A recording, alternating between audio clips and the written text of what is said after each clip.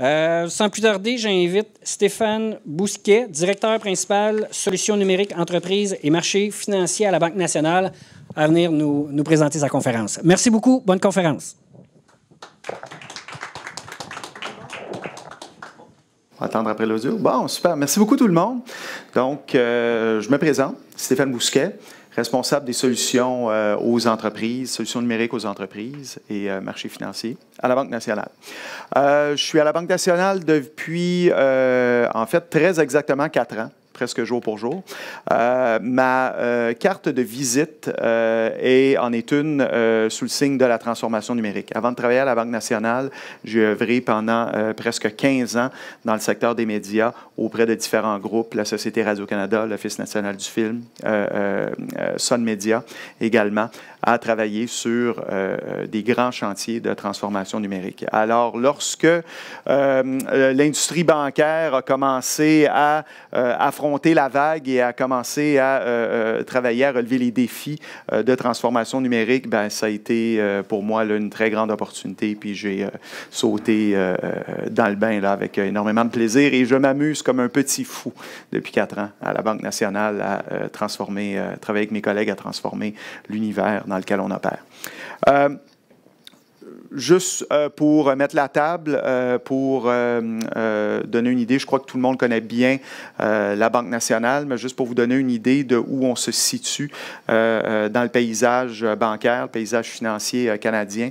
La Banque nationale, c'est un peu plus de 21 000 employés. On parle de 429 succursales, 931 guichets automatiques, 2,6 millions de clients. Biens sous gestion et administration, on parle de 477 milliards de dollars pour un actif total de 246 milliards de dollars.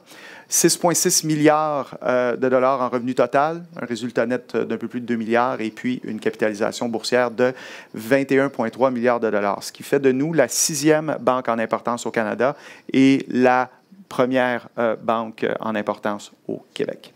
Donc voilà pour la Banque nationale.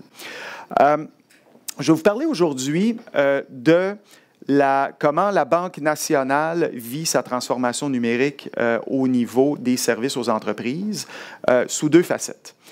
Ceux qui étaient ici hier, qui ont assisté à mon petit mot d'introduction là, de 2-3 minutes, vous m'avez entendu mentionner que non seulement la Banque nationale souhaite être partenaire dans la réussite de ses clients, mais la Banque nationale souhaite également, dans certains cas, devenir partenaire avec ses clients dans le cadre de sa transformation numérique. Alors, je vais vous illustrer, je vais prendre la prochaine heure pour vous expliquer comment on compte arriver à cette fin. Sauf que, avant, en guise de préambule, puis je ne sais pas si c'est une vieille déformation professionnelle d'un ancien gars de communication qui a travaillé dans les communications longtemps, j'aime bien comprendre le contexte avant de sauter tout de suite dans le futur et puis parler de perspectives d'avenir. C'est bon, toujours bon de comprendre un peu d'où on vient pour mieux comprendre où on s'en va. Alors, ce que je propose, je vais prendre les quelques premières minutes pour dresser un bref historique de l'innovation dans le domaine bancaire. Si on avait à remonter à la nuit des temps, je vous dirais, la genèse s'est produite à peu près dans les alentours de 1982-1983, où les premiers services bancaires automatisés ont commencé à voir le jour. Demandez-moi pas quelle banque a été la première à offrir tel service. À cet âge-là, j'étais chez moi en train de jouer avec mon Atari. Pour moi, le virage numérique existait plus à ce niveau-là. Donc, mais les premiers services, donc, à cette époque-là, avaient commencé à voir le jour par l'entremise du téléphone. Donc, un client pouvait appeler puis obtenir son solde, effectuer des virements, faire certains types de paiements rudimentaires. Évidemment, au niveau de l'entreprise aussi, l'industrialisation de la numérisation commençait dans ces années-là. Premier jalon significatif, 1994, donc l'année à laquelle le World Wide Web fait son arrivée, fait son arrivée sur la scène publique. À ce moment-là, une masse critique commence à se former d'utilisateurs web. Le web sort des laboratoires, sort des universités, sort des instances gouvernementales et commence à s'installer dans le salon, dans le bureau des gens et des entreprises. Et puis, une des toutes premières entreprises à, je dirais, tirer profit de cette nouvelle réalité-là était Microsoft, avec leur produit Microsoft Money, où, par une méthode, encore une fois, un peu rudimentaire, permettait l'exportation de données des banques et une importation de ces données-là à l'intérieur de Microsoft Money. Donc ça, un jalon significatif important. Ensuite, fast forward aux années 2000, les premiers sites web bancaires transactionnels commencent à voir le jour. Dans le cas de la Banque nationale, on parle de 99 à peu près, la première véritable plateforme robuste de paiement et la première véritable solution bancaire, donc a vu le jour dans ces années-là. Et puis, à peu près toutes les institutions financières ont emboîté le pas durant ces années-là. On avance à 5 ans plus tard, jalon significatif, l'arrivée des banques directes au Canada. Donc, petit logo d'ING Direct, tout le monde se rappelle lorsque cette banque numérique est arrivée avec sa vague de publicité, avec le porte-parole, le bonhomme avec le gros accent germanique là, qui nous présentait ING et qui aujourd'hui est devenu la banque Tangerine. Alors ça a été un autre jalon très significatif. Et au fur et à mesure qu'on avance dans le temps, bien, on voit la courbe d'innovation qui progresse, devient de plus en plus abrupte et les innovations se succèdent à un rythme de plus en plus rapide. Autre jalon très, très important, lancement du iPhone en 2007. Pourquoi le lancement du iPhone est un jalon significatif? Je ne vous demanderai même pas de lever la main, ceux qui ont un téléphone intelligent. Je sais 100% des gens dans la salle vont lever la main. Voilà pourquoi c'est aussi significatif. C'est à partir de ce moment-ci que la planète entière s'est mise à réfléchir à sa prestation de service en termes de mobilité. Apple a donc rendu cette notion-là absolument incontournable chez les entrepreneurs, peu importe le secteur dans lequel ils œuvrent. Il fallait commencer à penser à une offre mobile. 2012, on atteint la masse critique au niveau de la consommation des services bancaires en ligne. C'est à partir de ce moment-là où on commence à voir vraiment un déplacement massif de clientèle vers les réseaux traditionnels qui sont les succursales, les centres d'appel et le trafic qui va donc vers les services en ligne. Et c'est à ce moment-là aussi qu'on voit vraiment le momentum s'amplifier au niveau des institutions financières. On voit les 6 grandes banques canadiennes commencer à annoncer des grands projets de transformation numérique. J'inclus également Desjardins là-dedans et puis les autres institutions canadiennes. Bref, tout le monde commence à travailler sur ces projets de refonte, d'innovation et de transformation. La Banque nationale n'a pas fait exception. 2015, la révolution FinTech. Donc, une FinTech, un terme très en vogue, très à la mode. Dans le fond, qu'est-ce qu'une FinTech? Une FinTech, c'est une start-up. C'est une petite entreprise qui œuvre dans 2 secteurs en simultané, dans la technologie et dans les services financiers. Et c'est à partir de 2015 qu'on commence à employer ce terme-là de manière très courante. C'est le gros buzzword à la mode dans le secteur des services financiers. Et puis, on assiste aussi à une multiplication de ces entreprises, un peu à l'instar de ce qu'on avait pu voir fin 90 avec les fameuses startups, les fameuses .com. Et ce qui nous emmène à aujourd'hui, en 2018, avec PSD2. PSD2, je vais y revenir tantôt, parce que c'est un concept qui nécessite un peu d'explication, mais il suffit de savoir que pour l'instant, il est arrivé en janvier en Europe un événement significatif qui est en train de créer une vague de fonds absolument irrésistible. Et puis, au courant de 2019-2020, on va voir les effets de PSD2 se matérialiser de manière massive. Alors, retenez ce terme-là, puis on revient tantôt en fin de présentation. Donc, aujourd'hui, en 2018, suite à cette évolution de l'innovation, on se retrouve dans l'écosystème suivant. Donc, si on remonte à il y a 20 ans, l'écosystème bancaire, l'écosystème financier au Québec consistait principalement des 7 acteurs que vous voyez ici. On les connaît tous, hein? TD Desjardins, Banque de Montréal, Banque Scotia, Banque nationale, CIBC, Banque Royale, avec, bon, évidemment, les compagnies d'assurance, puis d'autres sociétés en marge et tout ça, mais essentiellement, l'écosystème était celui-ci. Aujourd'hui, en 2018, au Canada, puis en Amérique du Nord, ça ressemble plus à quelque chose comme ceci.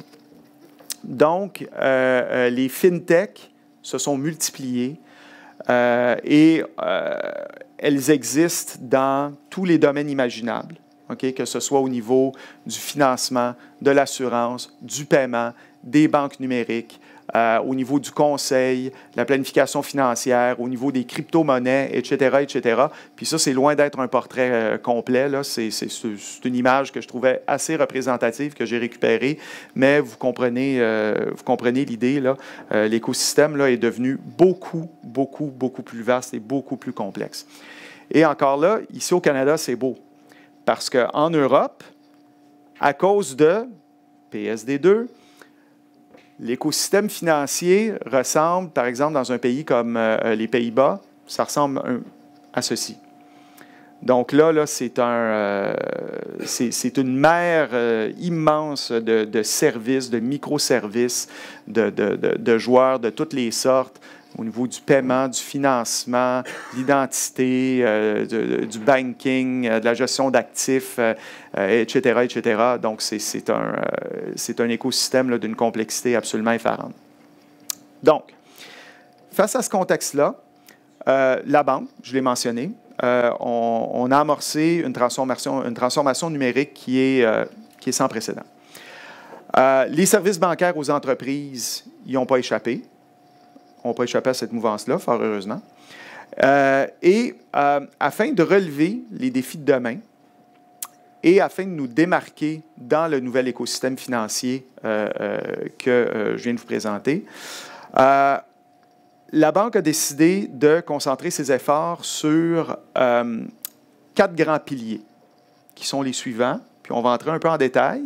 Et pour chacun des piliers, j'espère pouvoir vous faire la démonstration en quoi ils sont pertinents pour l'entrepreneur en tant que client, mais également l'entrepreneur en tant que partenaire potentiel de la banque et en tant qu'entrepreneur tout court, en espérant que ça puisse peut-être vous faire, vous donner des déclics, des pistes, des idées de produits, des idées d'opportunités à saisir.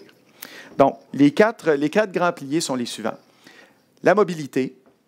Okay? La mobilité dans un contexte bien précis. Donc, ici, on parle de mobile first. Je vais vous expliquer ce que ça veut dire. La modernisation des paiements, très, très, très important. Les données, l'exploitation des données, la mise en valeur des données et leur couplage à l'intelligence artificielle, donc le buzzword de l'heure. Et puis, finalement, le open banking et le développement et l'exposition de ce qu'on appelle des API. Donc, pilier numéro 1, la mobilité. Les services bancaires, pour particulier, ont pris le virage mobile depuis quelques années déjà. À la Banque nationale, je pense que notre première application mobile remonte à 2010-2011. Ça fait quand même un certain temps. Parler de mobilité simplement dans un contexte bancaire, là, on n'est plus vraiment dans l'espace de l'innovation. Mais quand on parle de services bancaires aux entreprises, là, c'est un petit peu différent parce que, et puis je ne veux pas mettre toutes les institutions financières et tout le monde dans le même panier, mais certains étaient d'avis que les services bancaires aux entreprises, le mobile, ce n'était pas nécessairement un bon fit parce que les opérations bancaires attachées à l'univers des entreprises sont généralement plus complexes et le mobile, ce n'est pas nécessairement un appareil très pertinent pour permettre à un trésorier, un directeur finance, un commis comptable, un entrepreneur là, de bien opérer son entreprise, bien effectuer ses opérations.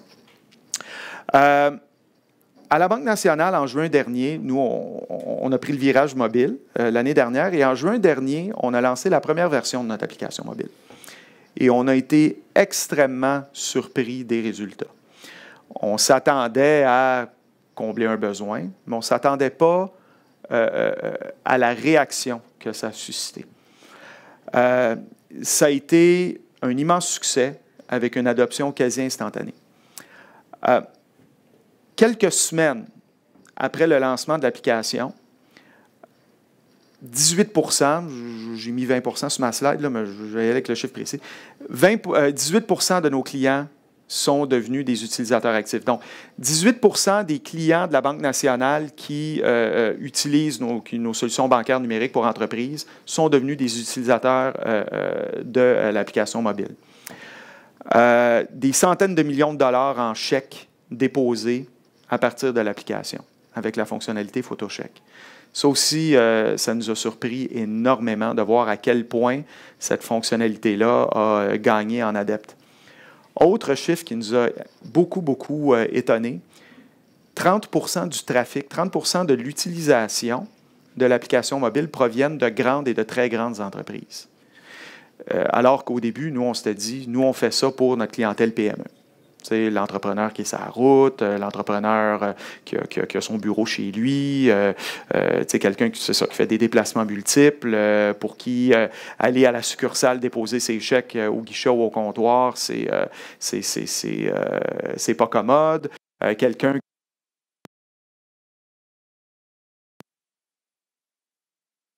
Ah, OK. Ah, c'est beau, c'est revenu. Et donc, on avait conçu l'application mobile aussi pour des clients qui sont aux prises avec un volume de chèques pas suffisant pour louer les scanners à chèques et tout ça. Donc, de découvrir que des grandes entreprises, on nommera pas de nom, on ne les connaît pas les noms, on a juste le data, mais de savoir que des grandes entreprises, que des gens qui sont assis à des bureaux, en quelque part, qui sont en train de prendre des photos de chèques avec un téléphone mobile, ça nous a beaucoup surpris. De manière très agréable. Et ce qui nous a fait tirer la conclusion suivante. La mobilité, on le dit depuis une dizaine d'années, la mobilité, c'est une réalité inéluctable. Le monde est rendu mobile. La mobilité fait partie de la vie, est une partie intégrante de la vie de tous. Mais de la savoir à ce point intégrée à l'intérieur des entreprises, celle-là, puis je pense qu'elle n'a pas juste pris la Banque nationale de court, je pense qu'elle est en train de prendre l'industrie de court au grand complet. Donc, c'est pourquoi on a décidé de poursuivre nos investissements dans la mobilité pour faire en sorte qu'ultimement, notre offre mobile soit at par, à égalité avec l'offre numérique traditionnelle. Donc, on ne doit plus prendre pour acquis que l'utilisation mobile, c'est pour tel type de fonctionnalité, puis pour le reste, on bascule nos clients vers le web ou vers d'autres solutions. L'offre mobile, en fait, c'est pas compliqué. La notion de mobile first veut dire d'intégrer ou de prendre en considération le mobile dans l'ensemble de nos activités de développement et d'innovation. Qu'à chaque fois qu'on va imaginer, développer, lancer un produit, celui-ci doit être consommable tant sur un laptop avec un écran de 17 pouces qu'un desktop avec un écran de 30 pouces qu'avec un appareil mobile qui soit Android ou iOS. Donc ça, c'est un positionnement très important pour nous. Donc, et puis, donc c'est ça. On va continuer là, nos investissements dans le mobile pour plusieurs années à venir. Et non seulement au niveau gestion de liquidité, mais également au niveau de la prestation de services pour certains de nos clients. J'ai mis une image ici d'un terminal de paiement. Hier, lors de mon mot de bienvenue, j'ai fait une allusion rapide à un produit qu'on est sur le point de lancer bientôt, qui s'appelle Paiement Facile. Banque nationale, qu'on a développé en partenariat avec une fintech montréalaise qui s'appelle MobiWave et notre partenaire Global Payments. La raison pour laquelle on a décidé d'investir et de développer cette solution, c'est encore et toujours dans cet esprit de mobilité et d'offrir des solutions mobiles à nos clients. Paiement facile ne se veut pas un concurrent à un Lightspeed ou aux solutions de points de vente plus costaudes et plus complexes disponibles sur le marché. C'est vraiment la solution de paiement la plus simple, la plus légère qui soit pour un micro-marchand, pour un physiothérapeute, un psychologue, quelqu'un qui fait des ventes de garage, quelqu'un qui donne des cours de guitare, pour quelqu'un qui fait de la livraison de repas. Bref, donc ça, c'est un autre produit qui s'inscrit dans cette philosophie là, de la mise de l'avant de la mobilité. Donc voilà pour le mobile. Je vais juste regarder mon temps, 25 minutes, je suis correct. Bon, les paiements. Pilier numéro 2, les paiements. Les paiements, si je regarde nos 4 piliers, les 4 piliers stratégiques, les paiements, c'est probablement celui des 4 où il y a présentement le plus de mouvance. C'est là où ça bouge à la vitesse grand V.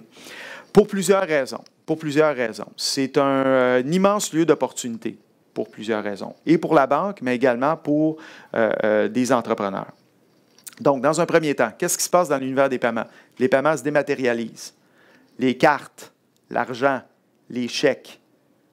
Je ne dis pas que demain, tout ça va disparaître, mais ils sont en train de devenir de plus en plus marginalisés. Okay? Là, j'ai fait mon petit étalage de logos ici, mais aujourd'hui, je pense que tout le monde connaît bien les Apple Pay, Android Pay, Samsung Pay de ce monde. Donc, il est maintenant possible aujourd'hui de prendre sa carte de crédit, de l'accoupler à son téléphone et dans le fond, la carte, on la range dans une filière, plus jamais besoin de l'utiliser. La notion de carte de crédit, en fait, ce qu'on retient maintenant, c'est le compte. La carte elle-même n'a plus de raison d'être, ce bout de plastique-là. L'argent, même chose. Les virements Interac aujourd'hui sont, pas faire de mauvais jeu de mots, là, mais sont monnaie courante maintenant. Si on doit de l'argent à quelqu'un, bon, faut dire, bon, travaillant dans ce secteur-là, peut-être que je suis un peu plus en avance là, que la moyenne, mais je ne me souviens pas, c'est quand la dernière fois que j'ai sorti un 20 $ puis je l'ai donné à un ami parce que je lui devais, parce qu'il m'avait payé le repas ou peu importe. Aujourd'hui, on fait des virements Interac, on ne se pose même plus la question. Donc, l'argent se dématérialise, les paiements se dématérialisent. Les paiements se font de plus en plus en temps réel aujourd'hui aussi. Ça, c'est très, très, très important. Il y eut un temps où aller en ligne, faire un paiement, faire un virement impliquait des délais. Même dans les premières versions ou dans les premiers jours d'Interac, lorsque on faisait un virement Interac d'une personne à une autre, ben, il y avait un délai de peut-être 30 minutes, 1 heure, 2 heures. Certains paiements s'effectuaient, prenaient des 2, 3, 4 jours ouvrables avant de se conclure, avant que l'argent arrive à bon port. Or, aujourd'hui, il y a je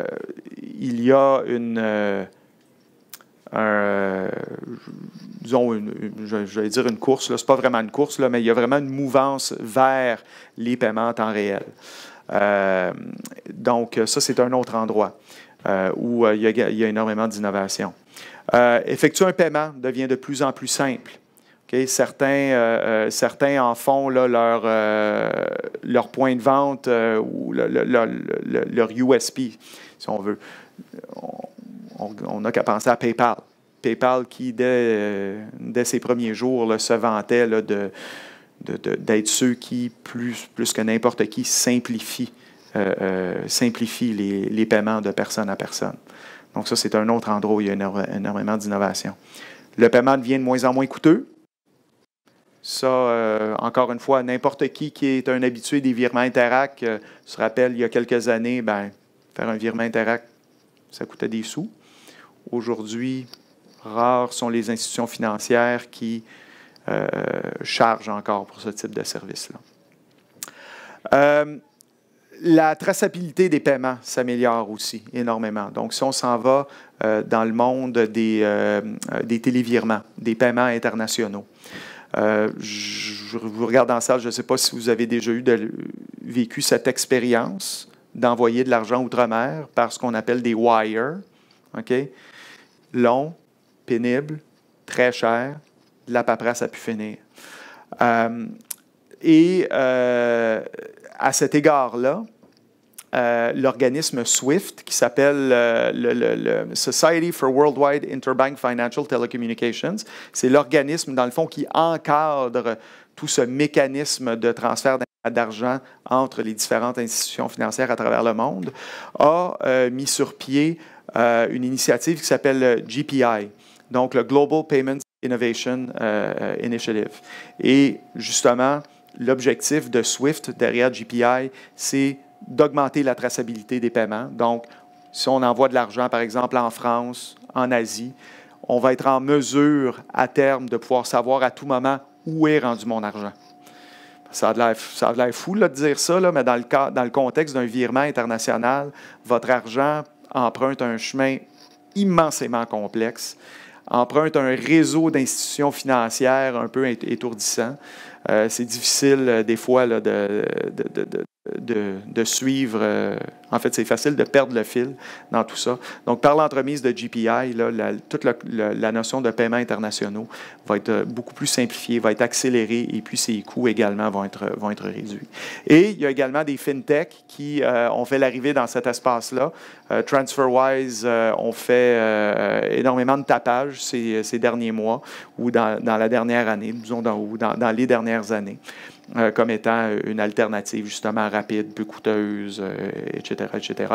Et on voit des acteurs aussi tels que Mastercard là, qui se lancent dans l'arène aussi pour simplifier, accélérer tout ce qui s'appelle paiement à l'international.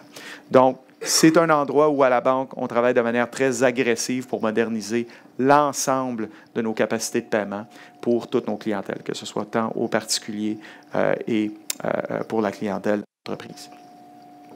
Troisième pilier, données et intelligence artificielle. J'ai un aveu à faire. Les banques, on n'a jamais été très, très bonnes dans la gestion de données. Pas dans un contexte de sécurité. Ça, je tiens à vous rassurer, ça a toujours été la priorité absolue pour les institutions financières, mais je parle en termes d'interprétation de la donnée, en termes de structurer la donnée, l'interpréter, la mettre au service de ses clients pour aider ses clients à mieux, à prendre de meilleures décisions, à mieux gérer leur entreprise au quotidien. Et je ne parle pas pour la Banque nationale, je parle pour l'industrie au grand complet. Ça n'a jamais été une super grande force. Or, depuis quelques années, il y a eu une montée en connaissances, une montée en expertise. Les technologies ont évolué, des corps de métier ont évolué. Moi, je veux dire, il y a 10 ans, on ne parlait pas de data scientist. Okay? C'est un métier qui était, je dirais, peut-être un peu implicite auprès de certains, mais ce n'était pas une expertise propre et reconnue au niveau du numérique.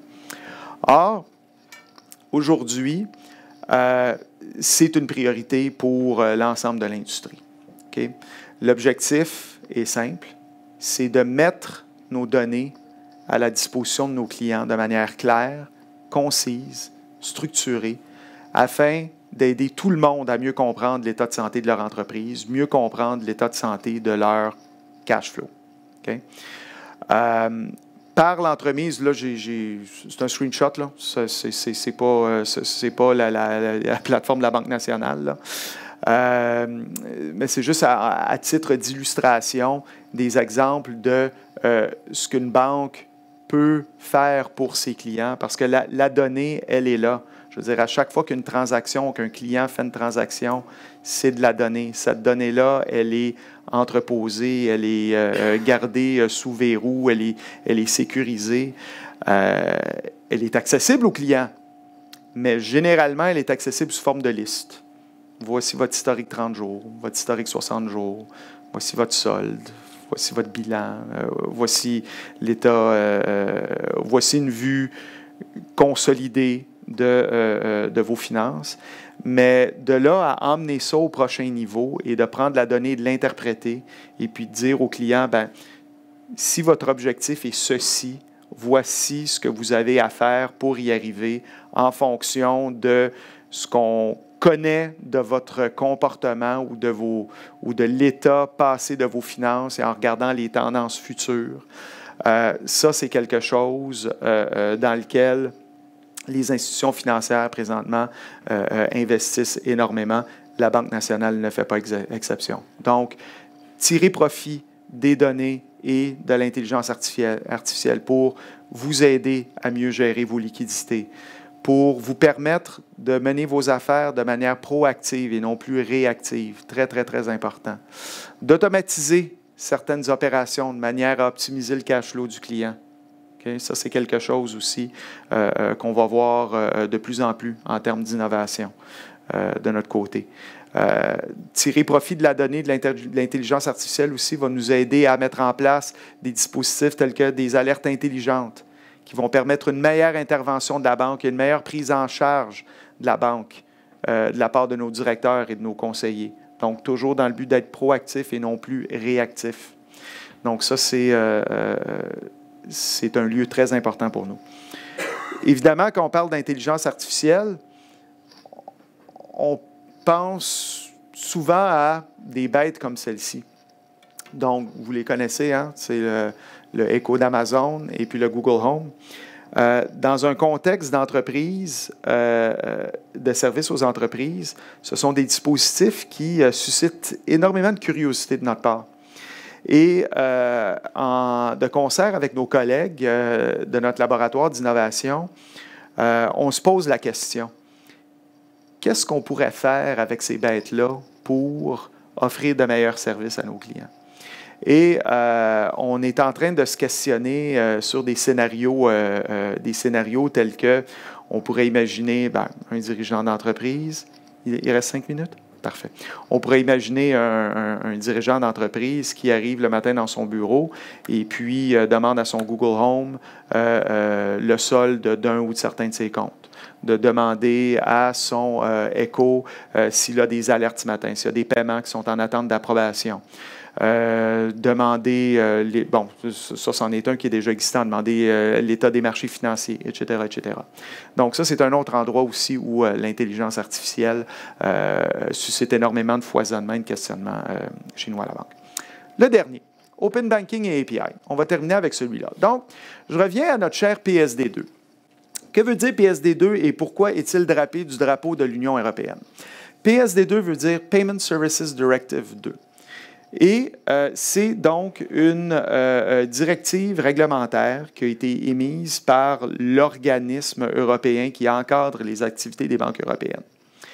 PSD2 exige, en peu de mots, PSD2 exige des banques européennes d'exposer un certain nombre de services bancaires au monde extérieur par l'entremise d'API.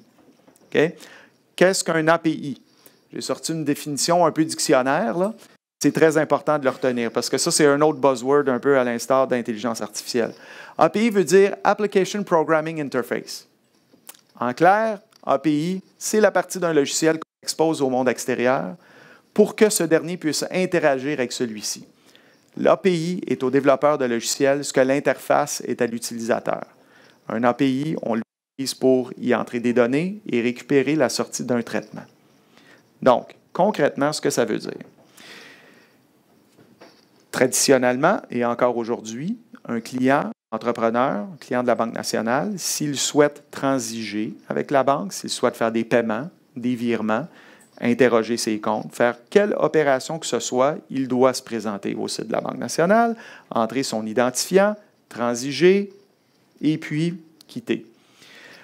Un API permettrait donc, la Banque nationale expose, prenons un cas très, très simple, le solde d'un compte. Dans le contexte, j'ai 120 000 $. Donc, la banque expose un service qu'il rend disponible à un ensemble de logiciels. Ça peut être NetSuite, ça peut être SAP, ça peut être QuickBooks. Il y a quelqu'un d'Intuit dans la pièce. Bonjour, bonjour.